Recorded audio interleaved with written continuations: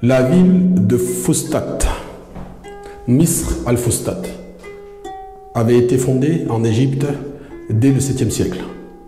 Cité dynamique aussi bien sur le plan économique qu'en matière d'art, il fut construite notamment à Amr, la toute première mosquée de toute l'Afrique.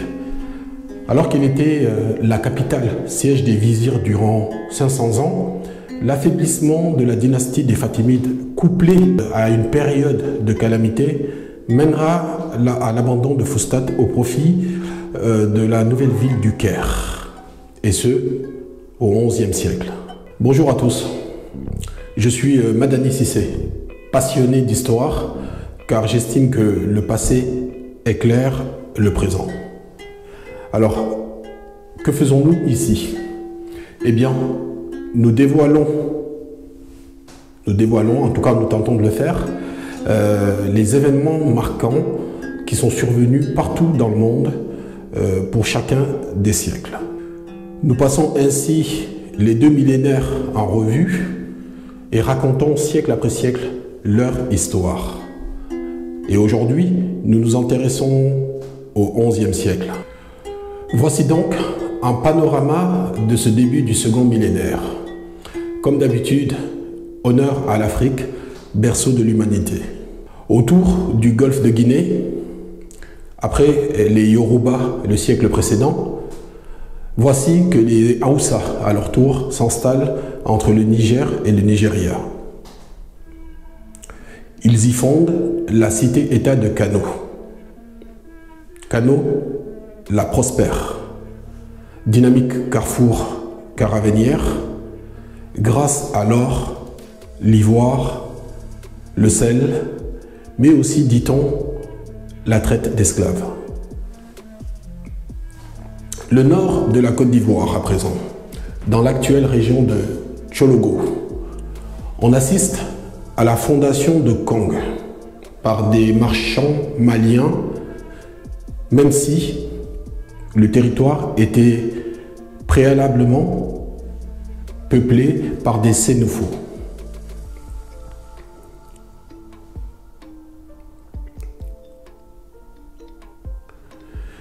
Ces deux peuples n'étaient pas trop compliqués et s'entendent pour cohabiter, faisant de la cité l'une des plus prospères du secteur. On y échangeait notamment la noix de cola, l'or, mais aussi, selon certaines hypothèses, là aussi un peu d'humain. Au-delà du Sahara, Ifriqiya et le Maghreb sont touchés par une succession de famines dans le cadre plus large des crises du XIe siècle. Entre récession économique et cataclysme climatique, nous avons choisi cette suite de perturbations comme le fait marquant de ce siècle. Nous en parlons dans quelques instants. Mais avant, voyez ce royaume, Mapu-Gubwe, en Afrique australe, dans la vallée du fleuve du Crocodile, le Limpopo, frontière naturelle entre l'Afrique du Sud et le Zimbabwe. Des vestiges découverts en 1932 ont permis de faire parler l'un des plus anciens royaumes africains. Ils échangent avec la Perse ou encore l'Inde. En 1075, ils sont pile dans leur âge d'or.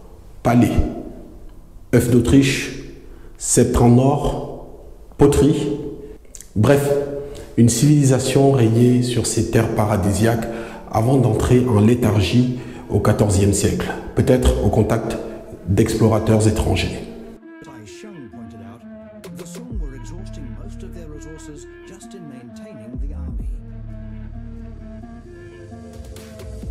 Wang Anshi, connaissez-vous? Il vécut entre 1021 et 1086.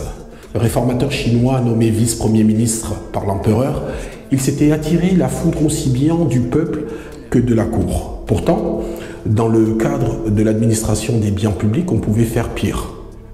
Jugez-en, assainissement du budget de l'État, avance de fonds consentis aux paysans sur leur future récolte, mais aussi réforme de l'enseignement qui avantageait la pratique au détriment du théorique. Et cela permet notamment de faire un bond technologique. Par exemple, la toute première construction d'un véhicule qui mesure les distances. Le nom, on l'appelle l'odomètre. Et cette fabrication est attestée là-bas vers 1027. C'est donc tout à fait surprenant ce rejet dont il avait fait l'objet, suscitant l'animosité des intellectuels, critiqué à tout va et finalement accusé de presque tous les maux de l'Empire, et notamment de la famine de l'an 1074. Du coup, il laisse tomber la politique pour se consacrer à la poésie, jusqu'à sa mort dans la dernière quinzaine d'années du XIe siècle.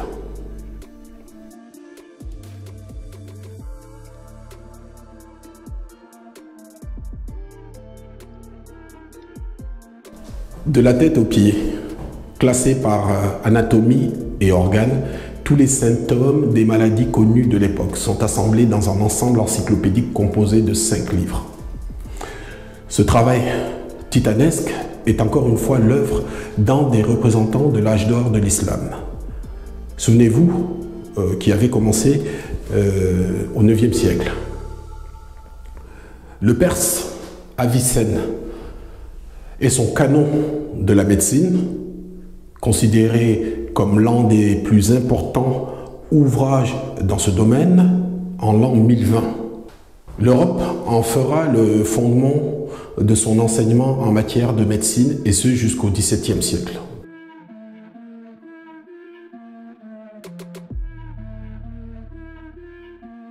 En Europe, justement, c'est le règne notable de Guillaume le Conquérant, roi d'Angleterre à partir de 1066.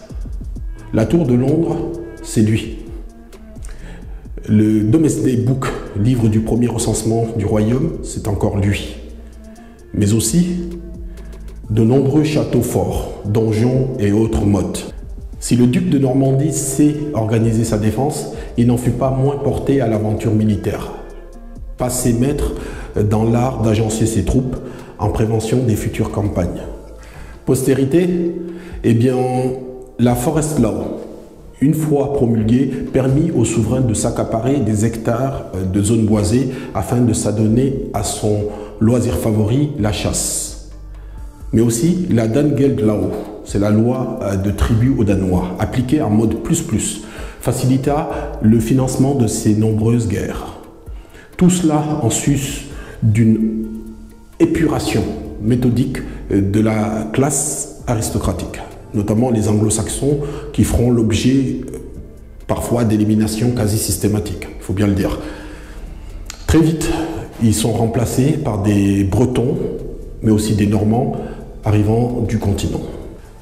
Je crois qu'on peut affirmer que sa réputation d'avidité et de cruauté était justifiée. Mais dans une Europe où le pape Urbain II lui-même a encouragé à guerroyer tout azimut, le monarque n'était sans doute qu'un homme de son temps.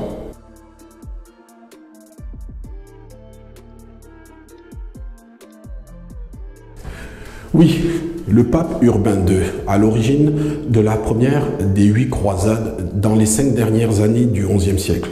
On dit que les Turcs, un petit peu les boss quand même à cette époque-là, puisqu'ils chassèrent de Jérusalem les Fatimides et qu'ils domptèrent les Byzantins en 1071.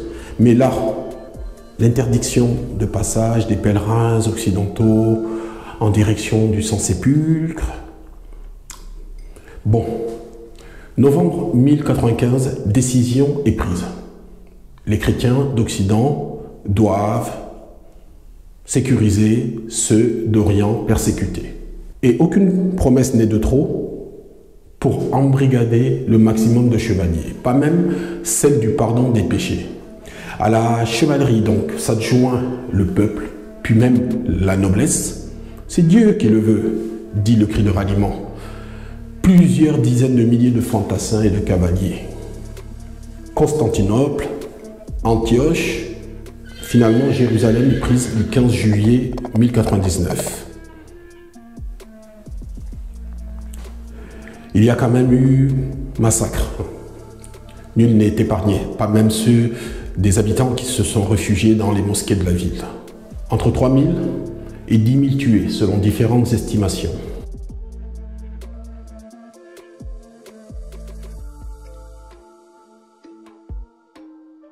Avec mes collègues, nous essayons de revisiter l'histoire autrement, d'une manière plutôt originale. Vous pouvez donc commenter, liker, partager, mais il vous est également possible d'écouter nos productions en mode audio sur Patreon. Je ne cesse de le répéter à chaque fois. Et là aussi, commentaires et avis sont les bienvenus.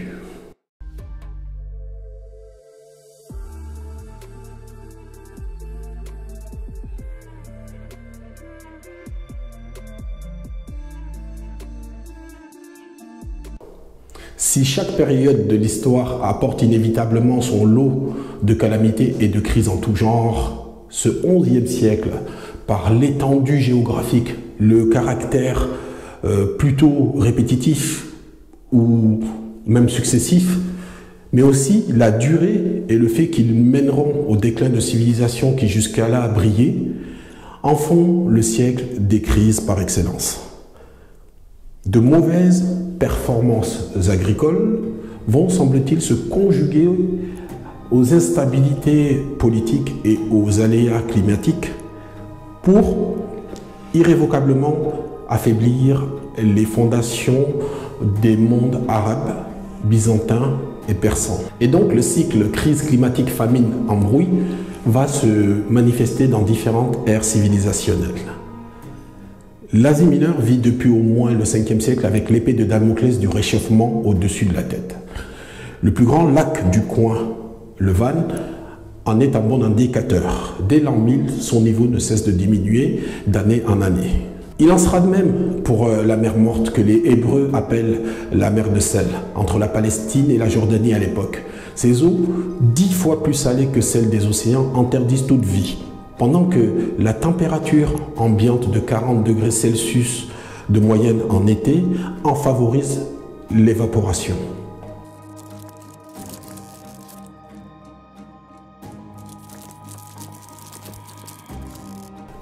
L'Iran, au contraire, lui, grelotte littéralement sous les coups de butoir de vagues de froid, s'allongeant parfois sur plusieurs années, anéantissant leur économie de coton et faisant naître des tensions politico-religieuses. Ça, plus les invasions mongoles et les conflits avec des tribus nomades turques, laisseront le pays exsangue.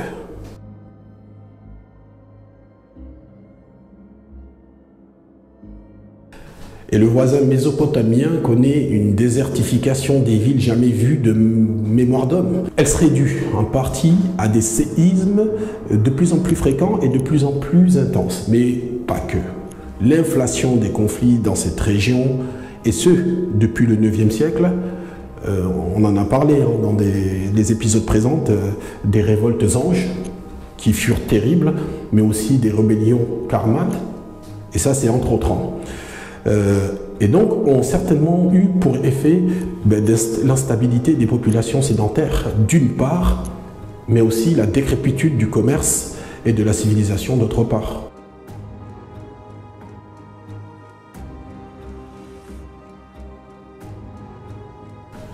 Et puis le fardeau des taxes, les dégâts d'infrastructures, le manque à gagner en matière de prélèvements fiscaux qu'apporte cette somme de fléaux, n'était pas non plus vecteur de Salem. D'ailleurs, entre 1065 et 1072, l'Égypte, où les crues du Nil étaient devenues insuffisantes pour de bonnes récoltes, se lamente à son tour à cause d'épidémies de famine toujours précédées de périodes plus ou moins longues de sécheresse. Et là également, les populations affamées n'avaient pas eu d'autre choix que de quitter les campagnes. De plus, sous persécution constante des troupes de mercenaires nomades et d'abus en matière d'impôts pour venir surpeupler les grandes villes, y rendant la sécurité alimentaire d'autant plus hypothétique.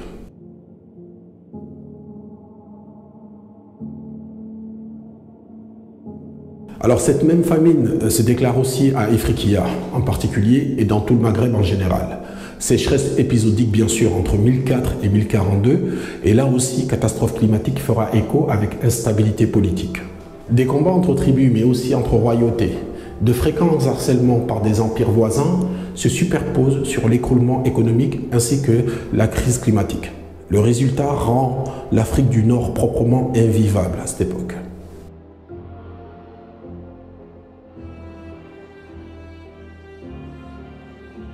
Rudesse de l'hiver et fragilité byzantine, insécurisant la botte italienne, finissent par encourager aux révoltes les Normands et inciter des éléments arrivant de Sicile au saccage de cités le long des côtes est de la péninsule.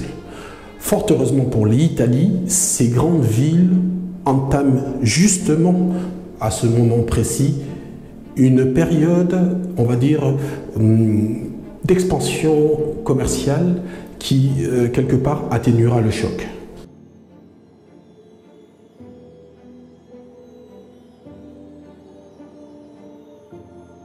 Pour Al-Andalus, en revanche, c'est la Hagra. La chute des Omeyyades en 1031 rend la navigation et donc le commerce plutôt périlleux, les pirates faisant régner leur loi. Tandis que les greniers publics qui faisaient office de paravent, de bouclier anti-famine, disparaissaient avec le califat et que la débâcle multidimensionnelle des partenaires au sud mais aussi à l'est avait également des répercussions, on peut dire, assez négatives sur ces terres ibériques.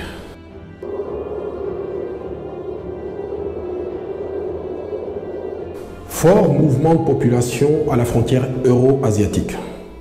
Mouvement de population, ce n'est que rarement un bon signe. Il est de moins en moins rare que l'anticyclone de Sibérie s'invite dans le Caucase. Il apporte un froid ingérable. La décennie 1030-1040 voit donc l'émigration massive de populations arméniennes en direction du sud anatolien. Alors, cela va contribuer bien évidemment à affaiblir l'autorité centrale et mènera même à un semblant d'annexion du premier État chrétien par les turco-persans.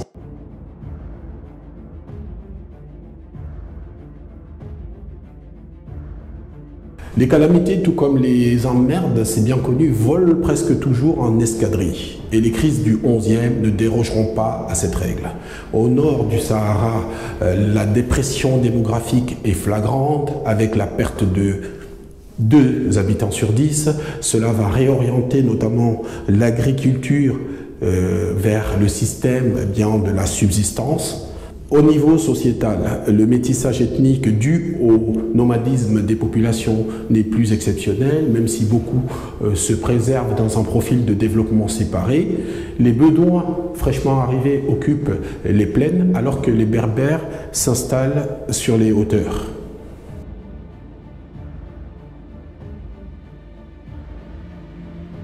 Dans ce monde musulman très touché par ces 100 ans de crise, au-delà d'une baisse démographique palpable, d'un rayonnement stagnant, la création culturelle arabe s'était presque éteinte.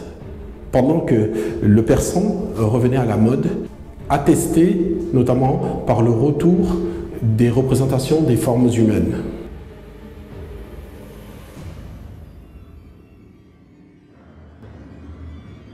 Il y aurait sans doute encore beaucoup à dire à ce sujet. Merci pour votre fidélité. Je vois que sur certaines de nos vidéos, vous êtes plus de parfois 2K, 3K. C'est encourageant. Et donc effectivement, je continuerai à vous apporter ces types de contenus. Cet audio est disponible sur Patreon, sachez-le. Et sa version vidéo sera prochainement sur YouTube avec les images de Cyberlink. Likez ou alors partagez et même pourquoi pas commentez si ça vous plaît. Vous supporterez ainsi la chaîne et l'aiderez à briller sur le web.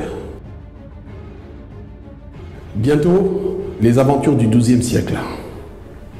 Au revoir.